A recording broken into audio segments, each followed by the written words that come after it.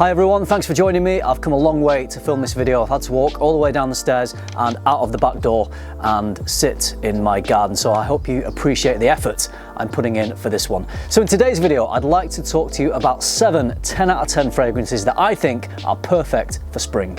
Stay tuned.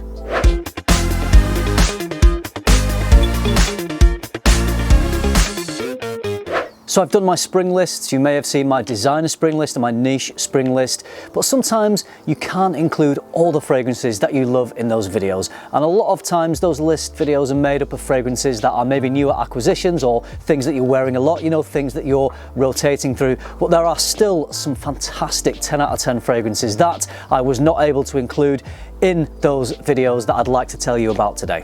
So the first fragrance I would like to bring to your attention today, you may have heard me talking about this one before, although I don't think this brand or this fragrance are talked about a lot at all. The brand is Chic Shaik and the fragrance is number 70. So this is a fruity, floral, woody fragrance, very refined, very sophisticated. I'd say it's more fruity than floral. There are some florals in here. I think there's some jasmine, but it's just filling things out a bit, adding a bit of weight. So it's mainly this really lovely, juicy, fruity accord mixed in with the woods. As soon as you spray this fragrance, you can just tell it's exceptional quality. It's so well blended, it's smooth, well-rounded. You can tell that there's some high quality materials been used in this one.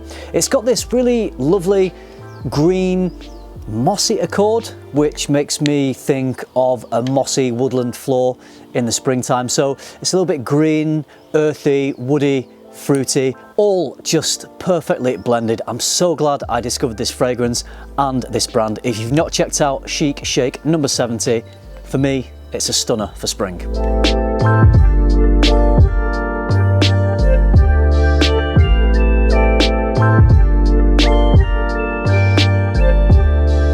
The next one is a fragrance that I'm sure many of you will know. It's one of the best value fragrances out there. There's a lot of love for this one.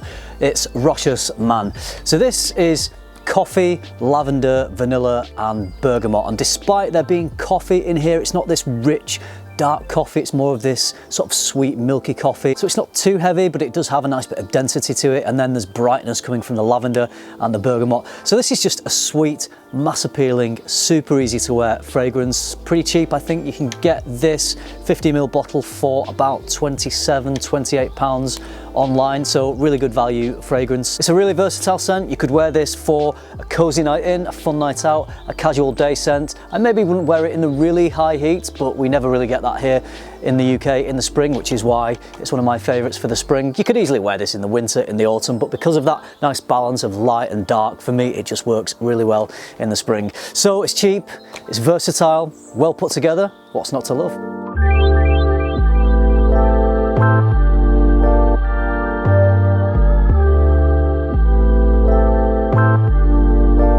The next one is a pretty mind-blowing fragrance. This was made by Bertrand Duchefort for L'Artisan Parfumeur, and this is Timbuktu.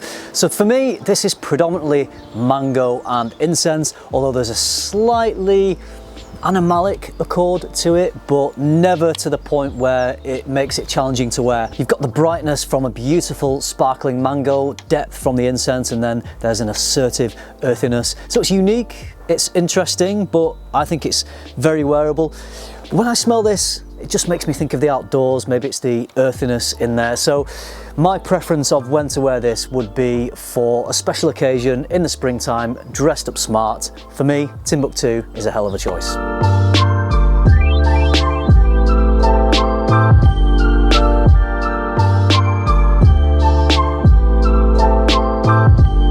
The next one I just have to talk to you about because I love wearing this one in the spring is one of my all-time favorites from Amouage.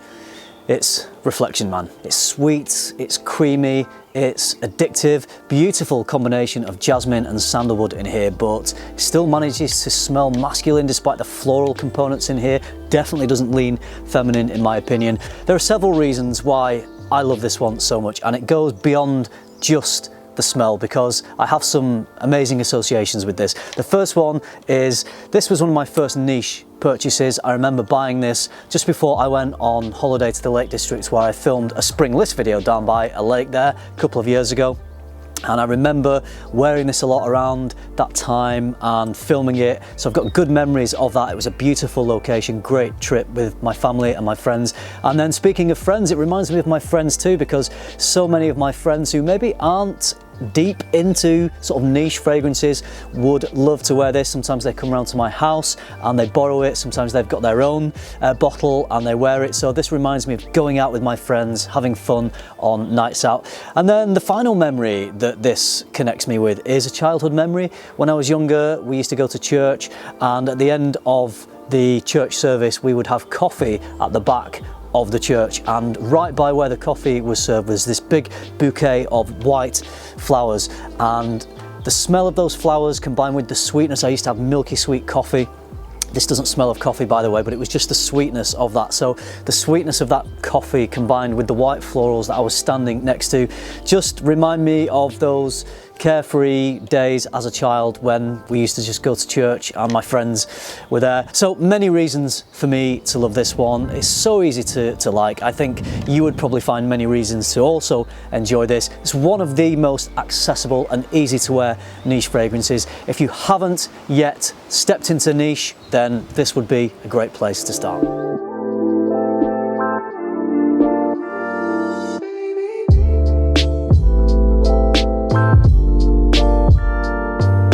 I'd like to mention a fragrance from the house of Creed, which is one of the lesser talked about fragrances, but I really love this one. It's Royal Mayfair. Now, what I'm going to say about this is maybe not going to sell it to you in the best way, but I just have to let you know what it reminds me of. So I've always said about Royal Mayfair that it reminds me of opening a fresh can of tennis balls. The smell that comes out of the can when you pull the opener, but that mixed with these beautiful sweet aromas. And there's also a bit of fluffiness to it. It's a little bit creamy. There's rose in here as well. It's a really unique, really different fragrance, but I absolutely love this. I think it's so classy and sophisticated. I love this one a lot. I think it's easy to wear, but I'm aware that there are a few people out there that this might be a little bit too much for. I don't know why. I think it's just because the smell is maybe so unique, so unlike mass appealing fragrances that most people are used to smelling. But if you know, you know, and I'm sure there'll be lots of people in the comments letting me know how much they love this one. So great recommendation from Creed. Try to sample first if you can, but Royal Mayfair is superb.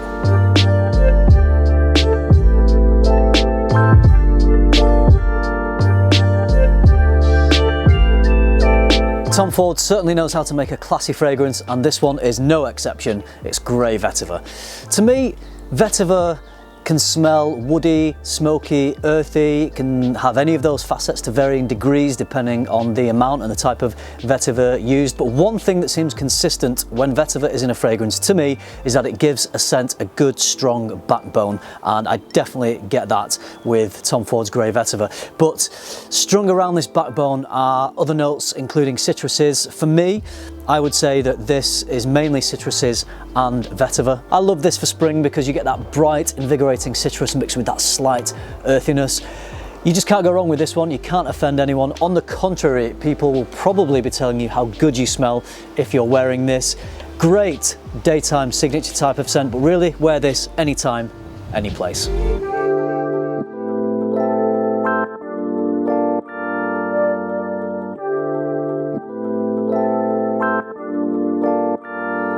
On to the final one, and it's another vetiver fragrance. I just think vetiver forward scents work really well in the spring for me. So from Roja Parfums, this is vetiver. I have the Parfum cologne version here. So I would describe this one as earthier and smokier than Tom Ford's Grey Vetiver. It's a little dirtier. The citruses are here, but they're not quite as bright and invigorating or as clean smelling as in Grey Vetiver. But because of that, I think it has more gravitas. It's a heavier, richer, bolder, more empowering statement making fragrance. I think you would wear this for a formal occasion, dressed up smart. A very sophisticated scent for someone who means business. If you want to get noticed, if you want to own the room, then Roja Parfums Vetiver will help you do that. This is some serious fragrant firepower, and for that, I love it.